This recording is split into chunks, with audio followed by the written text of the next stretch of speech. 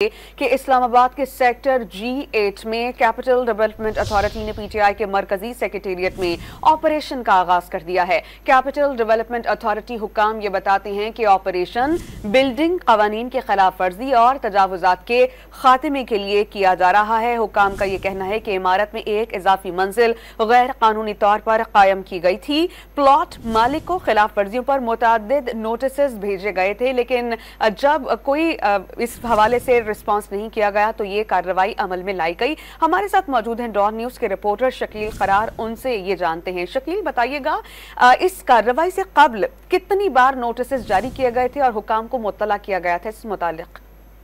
دیکھیں، اس حوالے سے سی ڈی اے کی جانب سے جو تفصیلات جاری کی گئی ہیں اس میں بتایا گیا ہے کہ بلڈنگ لاز کی خلاف ورزی اور غیر قانونی تعمیرات اور تجاوزات کے حوالے سے سی ڈی اے نے جو آپریشن شروع کیا ہے پی ٹی آئی کے مرکزی دفتر پر، اس میں یہ بتایا جا رہا ہے کہ یہ سیکٹر G8-4 میں پی ٹی آئی کا جو سیکٹریٹ قائم ہے وہ ایک پلاٹ پر قائم ہے، اور وہاں پر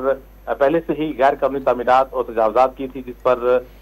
یہ تفصیلات جاری کی گئی ہیں کہ یہ مذکورہ جو پلاٹ ہے وہ سرتاج نامی شخص کے نام پر ہے، اور اس کے پلاٹ کے ساتھ ساتھ دیگر جو اراضی ہے اس پر بھی قبضہ تھا، اور سی ڈی اے کے جو بلڈنگ لاز ہیں اس کے حوالے سے اس کو 3 مرتبہ مختلف ادوار میں نوٹس جاری ہوئے تھے۔ اس کے باوجود جو مالک ہیں انہوں نے کوئی ایکشن نہیں لیا، کوئی رسپانس نہیں کیا، اور اس پر جو ایک نوٹس ہے 19 نومبر کو 2020 میں جاری ہوا، اور ایک نوٹس 22 فروری 2021 کو جاری ہوا، جبکہ اسی طرح ایک اور نوٹس 14 جون 2022 کو جاری کیا گیا تھا، جبکہ 4 ستمبر 2023 کو خلاف ورزی ختم نہ کرنے پر شوکاز نوٹس جاری کیا گیا تھا۔ اس پر جب عمل درآمد نہیں ہوا تو آج سی ڈی اے کی ٹیم نے پولیس کے ہمراہ اس جو